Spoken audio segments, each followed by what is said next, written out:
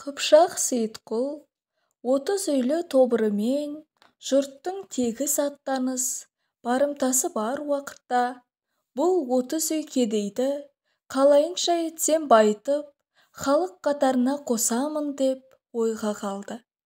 Сауда етуге мал жоқ, барымтамен мал алсам бір күндерде жау да бізден қуып алады.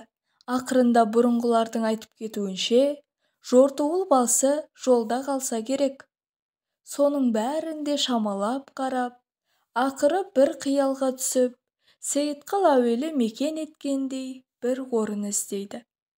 Көп жерлерді кезіп жүріп, ақырында Қабырға деген өзеннің бойына тоқтайды. Мына жақта Үргеніш Қоқаннан, мына жақта Естек Қалмақтан шетірек және жаманшылық болса, қалың Қыпшақ деген руға жақынырақ екен деп, сол жерді ұнатып, қайтқан соң қысты өткізіп, жаздың жылы уақытында кедейлерді жалаңаш жалпы көшіріп, Қабырға бойына алып келеді. Сейітқұлдың бір ағасы бар еді. Жол жүріп ұрлық, барымтаны әдет еткен. Інісінің қанша айтқан ақылына болмай, 3-4 үймен жалғыз-ақ сол көшпей қалды. Қабырғаның бойына келген соң, Сейітқұл қолына кетпен алып, 30 үйлі кедейіне де кетпен беріп, жер тегістеп, егін егуге кіріседі. Түркістан жағында көрген үлгісімен судан арық қазып шығарады. Егінге су жібереді.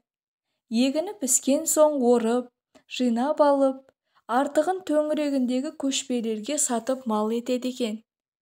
Жаңа мекен еткен жеріне орныққан соң, Сейітқұл егінді жылдан жылға күшейтіп, арық басына шығыр салып, суды шығырмен айдап, астықтың артығын төңіректегі елге малға айырбас етумен бұлардың малдары көбейіп, бай болыпты.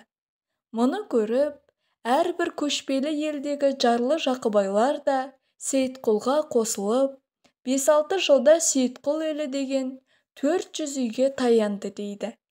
Сейітқұлдың өзі де, жиылған халқы да, малдары көп, өте бай ел болып